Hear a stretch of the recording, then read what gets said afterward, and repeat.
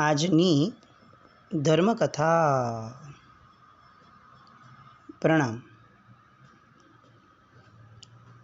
ધર્મકથા અંતર્ગત આપણે આપણી કથાના મૂળ, જેને નાયક કહી શકાય, જેની માટે આ આખી કથા અત્યાર સુધીની આપણે જોઈ એવા સમ્રાટ સંપ્રતિ, એના રાજ્યાભિષેકની વાત સુધી આપણે આવ્યા. વિજયાદશમીનો એ દિવસ, દશેરાનો, કે જે દિવસે ઐતિહાસિક રાજ્ય દરબાર ભરી અને મગધ સામ્રાજ્યના રાજ્ય વહીવટની વ્યવસ્થાનો ભાર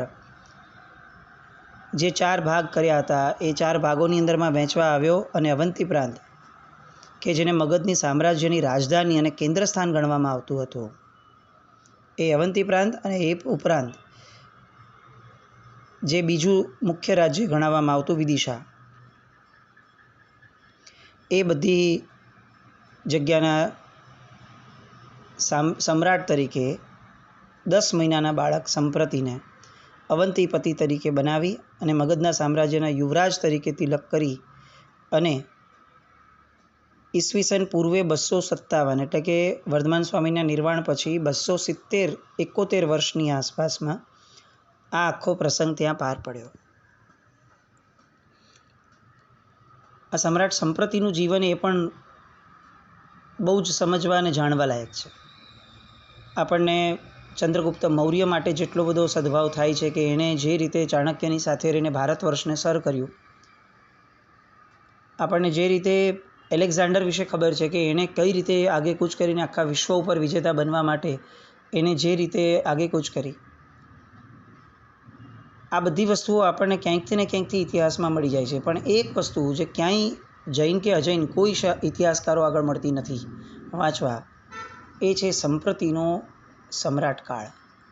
સમ્રાટ સંપ્રતિ જે શબ્દ વપરાય છે એમાં આ સમ્રાટ શબ્દ જે ઉમેરાય છે, એ સમ્રાટપણું ભોગવવા માટે સંપ્રતિએ જે રીતે ભારત વર્ષ અને એની બહાર જે રીતે રાજ્યો જીતવા, રાજાઓને જીતવા માટે એણે યુદ્ધો કર્યા અને સંપ્રતિએ જે રીતે પોતાનું સામ્રાજ્ય વિસ્તાર્યું, કદાચ આખા ભારત વર્ષની અંદરમાં હી વોઝ ધ ઓનલી સમ્રાટ કે જેનો વિસ્તાર છેક પરદેશ સુધી ગયો. આ વાતો બધી આવશે, પણ મૂળમાં આ કહેવાનું અત્યારે કારણ આ છે કે આપણે એક નામ સાથે એક ટેગ લગાડી દઈએ ને પછી આપણે બીજી એની કોઈ ઊંડાણની ધારામાં આપણે હંમેશા જતા જ નથી. પણ સંપ્રતિ એટલે ફક્ત જીન મંદિરોના નિર્માતા કે જિનાલયોના નિર્માતા એવું નહીં. સંપ્રતિ એટલે સાથે સાથે ભારત વર્ષના નિર્માતા. સમ્રાટ અશોક કરતાં તો કંઈક ઘણું મોટું રાજ્ય આ સમ્રાટ સંપ્રતિનું હતું. આપણી માટે દુર્ભાગ્યની વાત છે કે આપણે બધા એવું ભણ્યા છીએ કે સમ્રાટ અશોક એ એટલો મોટો રાજ્યનો વિસ્તાર લઈને બેઠા હતા કે જ્યારે એમણે બૌદ્ધ ધર્મ સ્વીકાર્યો ત્યાર પછીથી એમણે એમના અંડરમાં જેટલા પણ રાજ્યો આવતા હતા એ બધામાં બૌદ્ધ ધર્મની બહુ જ વિસ્તારપૂર્વક એમણે સ્થાપનાઓ કરાવડાવી અને પ્રચાર કરાવડાવ્યો. આ કેટલું ફેક્ટ છે એ તો સૌથી મોટો પ્રશ્ન છે જ, પણ મહત્ત્વનો પ્રશ્ન એ છે કે એના કરતાં વધારે રાજ્યો જેની પાસે હતા એવા સંપ્રતિએ, કે જે નિતાંત જૈન ધર્મી હતા, નિતાંત, એના જીવનની અંદરમાં તો બીજા કોઈ ધર્મનો લેશ માત્ર પ્રવેશ પણ ક્યાંય દેખાતો નથી, તો એણે કેવો પ્રચાર કર્યો હશે.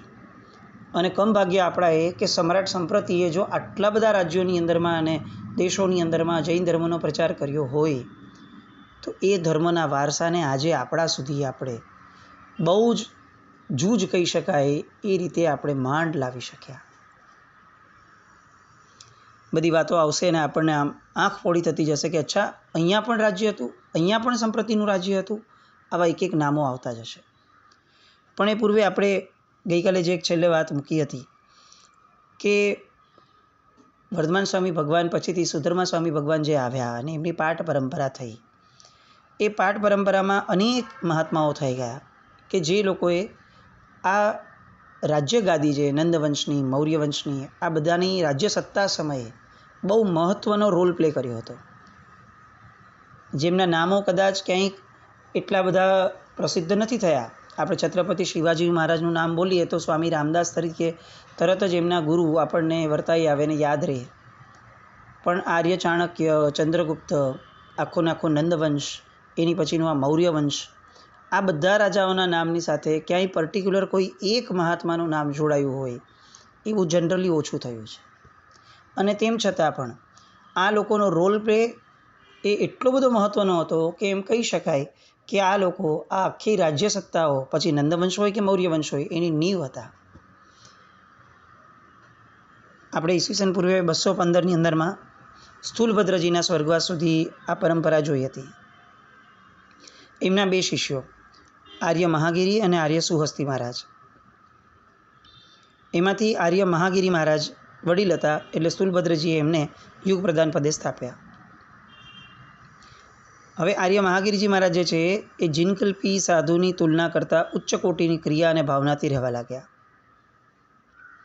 એટલે એમને આત્મહિત એટલું બધું પ્રિય થવા લાગ્યું કે હવે આ જે તંત્રની વ્યવસ્થા છે યુગ પ્રધાન પદની, એ એમને થોડી બાધા કરતાં લાગવા લાગી. એટલે એમણે શું કર્યું કે વિક્રમવીર નિર્વાણ 245 પછીથી સાધુગણનો બાર જે છે એ ચતુર્વિધ સંઘની સહમતિથી આર્ય સુહસ્તીસુરી મહારાજને સુપ્રત કર્યો અને પોતે જીનકલ્પી મહાત્માના તુલનાની જેમ એવા આત્મહિતાર્થી બન્યા. હવે આ આર્ય મહાગીરી મહારાજ અને આર્ય સુહસ્તીસુરીજી, આ બંને મહાત્માઓ નો ટ્યુનિંગ બહુ જ જબરદસ્ત. જોકે આ એક વાત જે હમણાં લીધી એ પણ એક વિચારણીય ખરી. આખો જૈન સંઘ જેમના આશ્રય રહે, આખો, કોઈ એક સેક્ટરની વાત નથી, આખો ભગવાનની પાઠ એમ જેમને સુપ્રત કરવામાં આવી હતી, એ મહાત્માને પોતાનું આત્મહિત કેટલું બધું મનમાં વસ્યું હશે કે એમને એવું લાગ્યું કે હવે આ બધી વ્યવસ્થા માટે જે સમય જાય છે એ સમયના કારણે મારું આત્મહિતમાં કેટલીક બાધાઓ પહોંચે છે. અને આ કેટલી સરસ સંઘકીય વ્યવસ્થા આપણે ત્યાં છે કે પોતે યુગ પ્રધાન પદે બિરાજમાન થયા છે ઓફિશિયલી પોતાના ગુરુ દ્વારા, અને તેમ છતાં પોતાના મનમાં જે ભાવ આવ્યો, પોતાને જે વિષય કેટલેક અંશે થોડો બાધા કરતા લાગે છે, એ વિષયની વાત એ ચતુર્વિધ સંઘને ભેગા કરી અને પોતે જણાવે છે. આમ પોતે નાયકપણે છે અને તેમ છતાં પણ એ ચતુર્વિધ શ્રી સંઘને ભેગો કરી અને જણાવે છે કે જુઓ, મને આવું લાગે છે કે મારા આત્મહિતમાં બાધા કરતા છે. ચતુર્વિધ સંઘનો વિનય અને વિવેક જોઈએ કે આ વસ્તુ સાંભળ્યા પછીથી ક્યાંય કોઈ એવી જીદ નહીં કે એવું બધું નહીં, આપણે કંઈ પોતાનું થોડી વિચારાય, આખા જગતનું વિચારાય, આવો કોઈ જાતનો એકાંત વ્યવહાર નહીં. ગુરુ ભગવંતના મનની અંદરમાં જે ઈષ્ટ લાગે છે, જે વધુ એમને પ્રિય લાગે છે, એ સ્વીકારવાની વાત. અને ચતુર્વિધ સંઘ ભેગો થઈ અને એમને સહમતિ આપે કે ભલે સાહેબ, આપને આ અનુકૂળ ન થતું હોય અને આપને જો એવું લાગતું હોય કે આર્ય સુહસ્તીજી એ હવે આ ભાર સંભાળશે, તો એમાં કશો જ બાદ નથી લાગતો. આ તંત્ર છે કેટલું પવિત્ર છે. નાયક પોતે પોતાની પ્રજાને જણાવે, એ પ્રજા નાયકના મનનો વિચાર કરે અને પછી નિર્ણય લે. આ કેટલું ઐક્ય જૈન શાસનમાં એ સમયે જોવા મળેલું.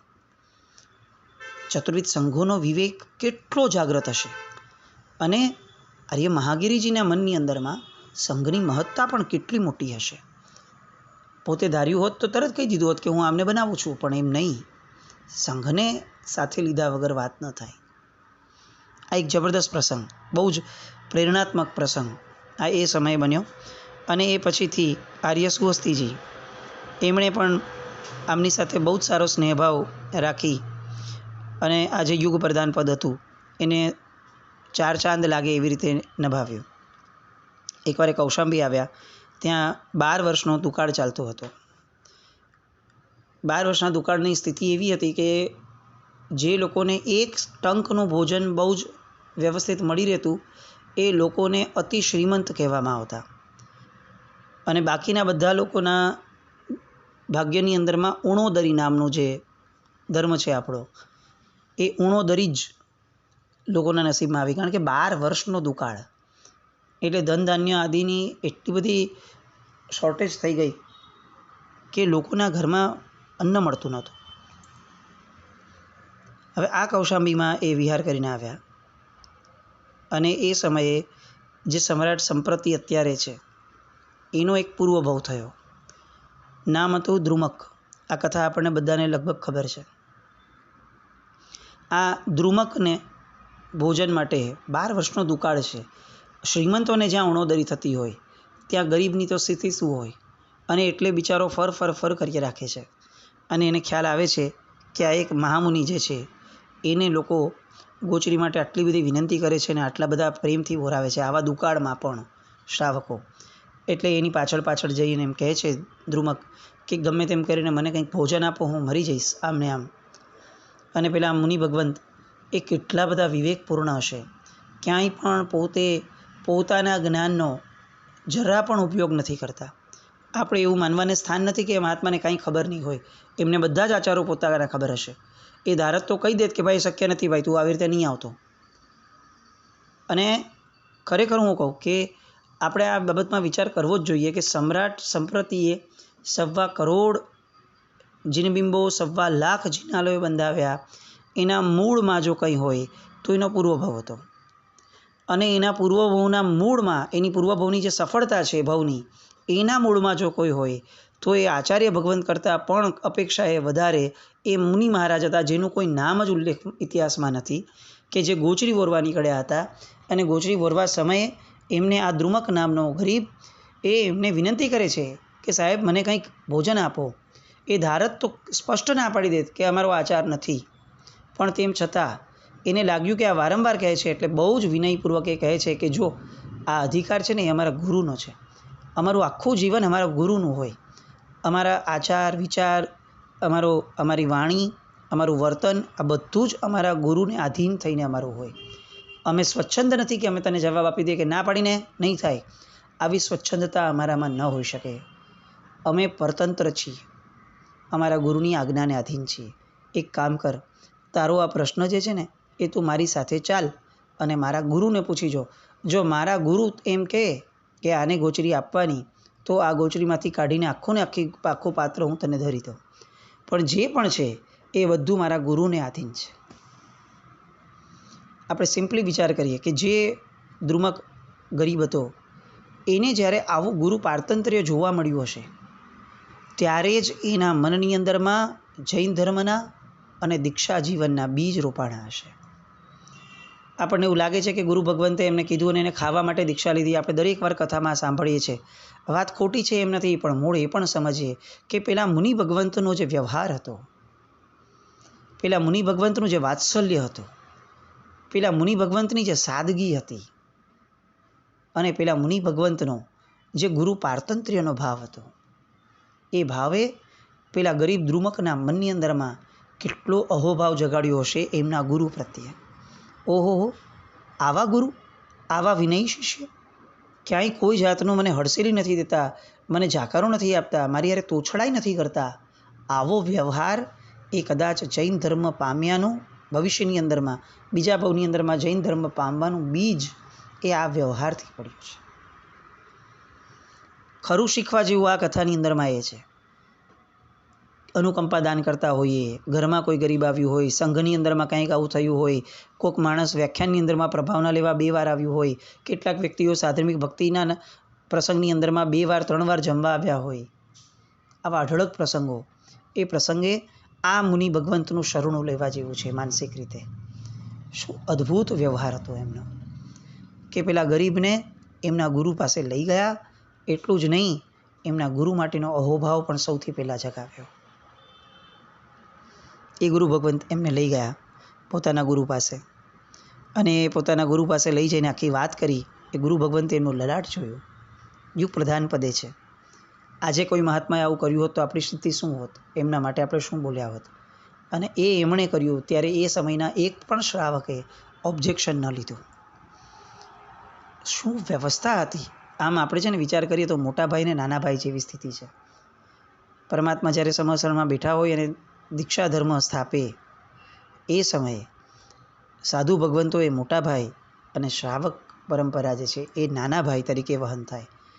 નાના ભાઈને સદા કાળ મોટા ભાઈ પ્રત્યે અહોભાવ જ હોય. અને મોટા ભાઈને સદાકાળ નાના ભાઈ પ્રત્યેની ચિંતા અને કાળજી જ હોય. આવો એક સુંદર મજાનો વ્યવહાર એ સમયે આ આર્ય મહાગીરીજી, આર્ય સુહસ્તીસુરીજીના સમયની અંદરમાં આપણે ખરેખર જોઈ શક્યા હશું.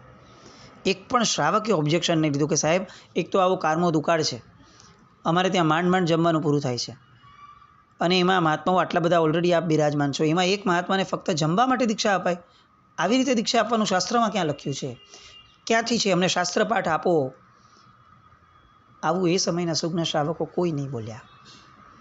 અને આજે કોઈ પણ વસ્તુ કરીએ સીધા શાસ્ત્ર પાઠની ધારાઓ મંગાય.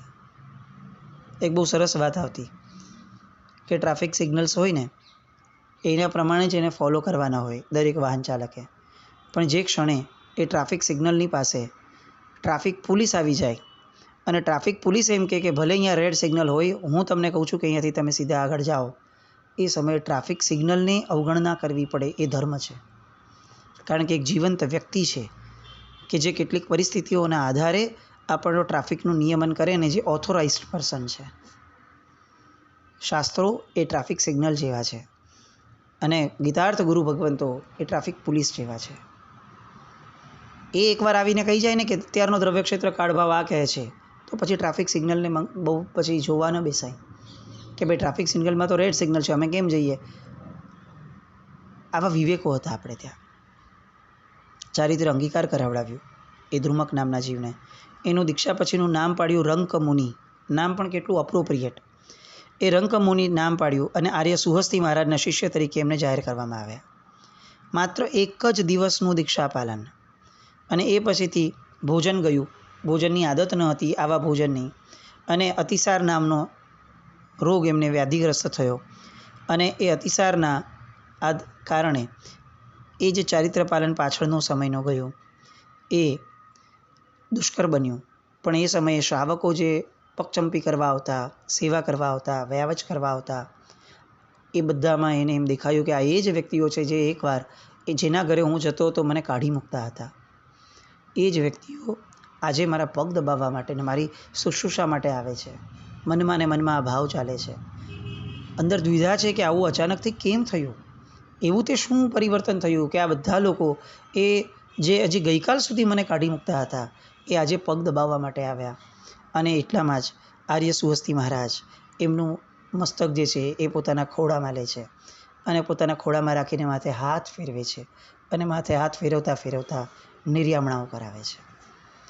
એ સમયે એમને કહે છે કે તમને જે આ વેશ મળ્યો છે, આ વેશની કિંમત છે. આ ધર્મ વ્યવસ્થા જે છે, આ જે મત છે જૈન મત, આ એની સુંદરતા છે કે એક દિવસના પણ ચરિત્રધર મહાત્મા એની માટેનો અહોભાવ પરાકાષ્ઠાનો સાધુને શ્રાવકને હોય. અને જુઓ આ કેવું જૈન શાસન, કેવું જૈન શાસન. અને એ એક એક વસ્તુઓ મૃત્યુ સમયની અફાટ વેદનાઓ સમયે આ બધી વાતોની મહત્તા મનમાં અને મગજમાં છવાઈ જતી ગઈ. આર્ત ધ્યાન જ થવું જોઈતું હતું રોગના કારણે, પણ એની જગ્યાએ ધર્મ ધ્યાન, અને ધર્મ ધ્યાનમાંથી આગળ વધતા શુક્લ ધ્યાનની ધારાઓ સુધી પહોંચવા માટે આ સાધુ ભગવંતનું મન આગળ વિકસિત થયું. અને એ રંકમુનિ મહારાજ એક જ દિવસનું ચારિત્ર જેમનું થયું છે એ કાળધર્મ પામ્યા. પણ કાળધર્મ પામતા પહેલાં એમને આર્ય સુહસ્તીજી મહારાજનું જે વાત્સલ્ય મળ્યું, આપણને એમ લાગે કે ફક્ત એક દિવસના ચારિત્ર ધર્મના કારણે આ આખી ઘટના થઈ, પણ એક બહુ સાહજિક વિચાર કરીએ કે જે સંસ્કાર જ ન પડ્યો હોત દ્રઢ, તો આવતા ભાવમાં જાતિ સ્મરણ જ્ઞાન કેવી રીતે થયું હોત? એમને જે પુણ્ય મળ્યું સંપ્રતિ તરીકે જન્મવાનું કુણાલના ઘરે, એ ચોક્કસપણે આપણે માનીએ કે એક દિવસના ચારિત્રનું ફળ હશે, ચોક્કસપણે.